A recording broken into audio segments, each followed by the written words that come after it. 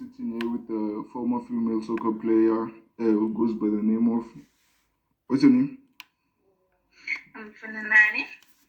Okay, Funanani, can you please tell us more about yourself? Okay, thank you for the opportunity. I'm Funanani, reside from Jorede, in a small village that is located in America. I was born in 1957. And I had a very good upbringing, and I enjoyed my entire childhood. And, I was a very stubborn girl, but that taught me a lot of things in life. We didn't have much, but at that time I was taught kindness, respect, and love, and it was at a very young age. Okay, thank you for the introduction. Right now we're about to move into an interview where I'll ask you a few questions and you can tell me more about the sport that you participated in. So the first question that I have for you is, what sport did you play and why did you play that sport? Okay, well, I played a soccer while growing up. My love for the football, for the game of football, grew at a very young age. I started from playing in a dusty of a Shitoni from the tender age of 8. Yes. And the rest was history. Soccer ran in the veins, and I love the sports. Okay, I can see. And okay, for the second question, were you allowed to represent your country or province? And if not, why not? It was very hard for a player coming from Venda to represent the province or a country. We were the outcast of the country during those years. We could only play, and development sports in general was not that broad in black communities, especially in Venda during those apartheid years. Okay, I see. And the third question that I have for you, do you have any interesting facts or incidents that you can remember from the back of your head? The only incident I can recall was when we were playing at Rand African University, which is now known as UJ, which is University of Johannesburg. The team got there and we went to the log room. After a few minutes, police came biting in. Wow, okay. And they started speaking in Afrikaans. But we couldn't understand. But our coach translated that they were saying we should leave the locker room because it is only restricted for white players. The African phrase they used was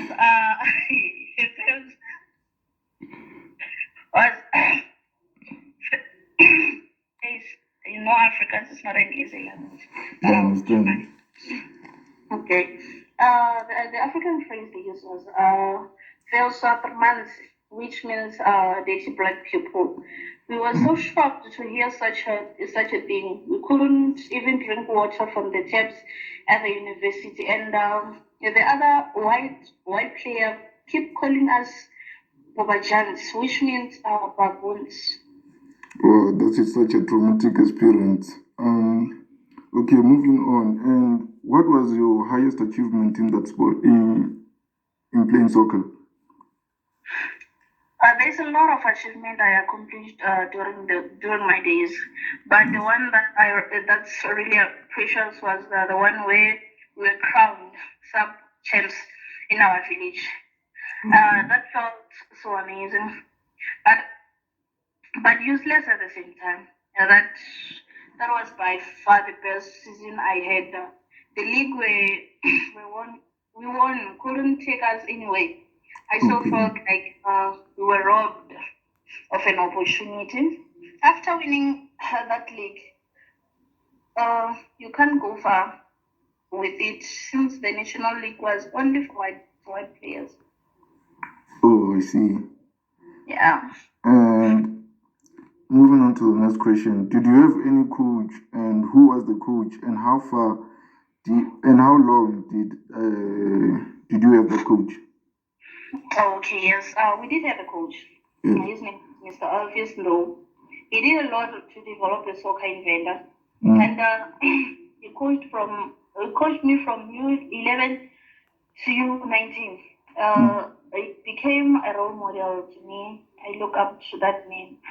He guided me a lot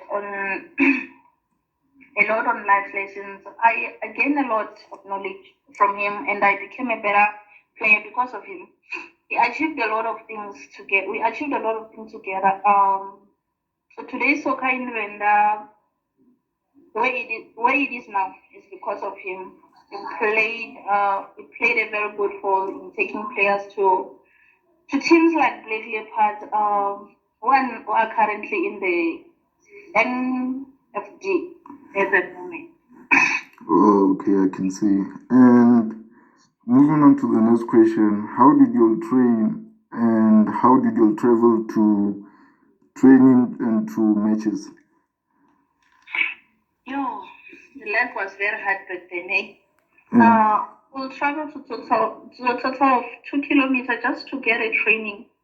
We had no means of transportation. It was a very long walk, but kept us fit, I guess. What can we say? The training ground and match field were not in a good condition at that time. We used to play on a dusty field that were not fertile. Most would get injured since the ground had stones, but we had to soldier on. And in terms of getting to soccer matches, we would hike. Sometimes we might like it to get a lift on the road. Hiking was a way of life.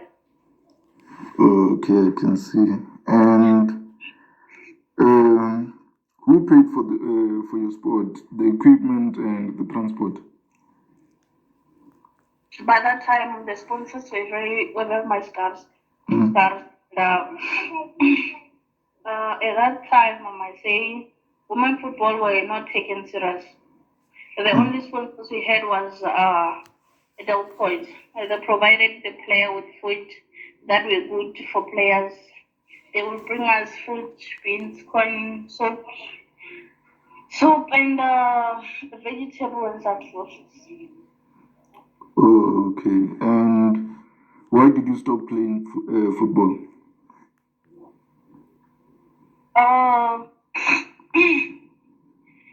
I stopped playing because I needed a means of income. So a black player didn't get a type of incentive and development during my years. I had to get a stable job that would support my family. It wasn't a decision, but I had to make it. If we were getting any type of incentive, I wouldn't have retired at an early age. I stopped playing at a tender age of 23. Players nowadays are getting paid, but during my time, we didn't get any type of salary. Players played just because they had a passion of love. They had a passion and love for the game. Okay. And did you have any choices concerning which sport you participated in? Can you please come again? I'm asking, did you have any choices concerning which sport you participated in? Okay, thank you. Soccer was the only sport code that was available back then in my village. Besides in danger games, we only had soccer. At school, both genders would play football during EP lessons. It was the only sport I would go for at the time. You will see other people playing Musangwe, which was a boxing, but without gloves or any protective equipment. That sport was very much dangerous, so I didn't see it as a option at that time. Okay, I can see. And if you were young again, would you still participate in the same sport? Oh, okay. Yes, I'm still a big fan. Even though I enjoy sports like cricket and rugby now. the love I have for soccer will never stop growing. I enjoyed it a lot. The sport really means a lot to me. Maybe I would be if I was playing in the current generation.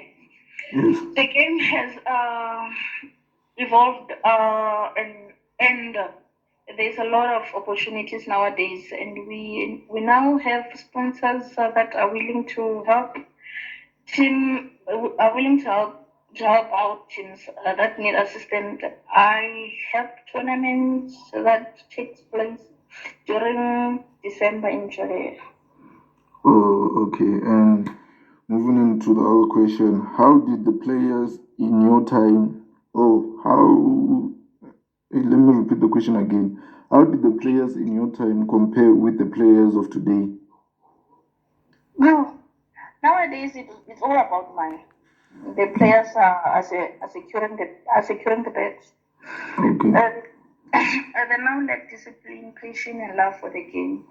The drive is no longer there. But we used to. Sorry about that. Okay, no problem. Okay. As I was saying, Yes. the drive is no longer there. Back then we used to play for the team. Nowadays it's about individuals, brilliance. There's no teamwork whatsoever. Back then we will sacrifice a lot of hours just to get trained. And nowadays there's no professionalism. The players get to training drunk, which ruins the image of the football.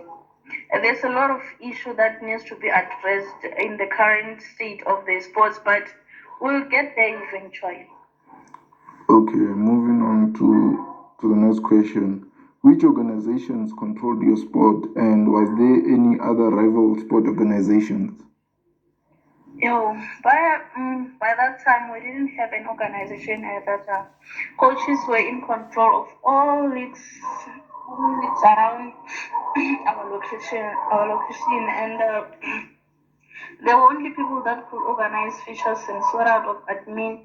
We didn't have any rival organization, but we do know that teams that played in other provinces had organizations. Okay, and I'll add on 3 additional questions to my list of questions. The next question that I have for you is, how many white players were part of the team?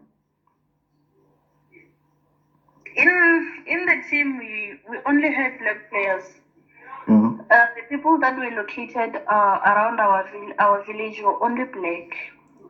For you to see any person of another race, you have to go to town.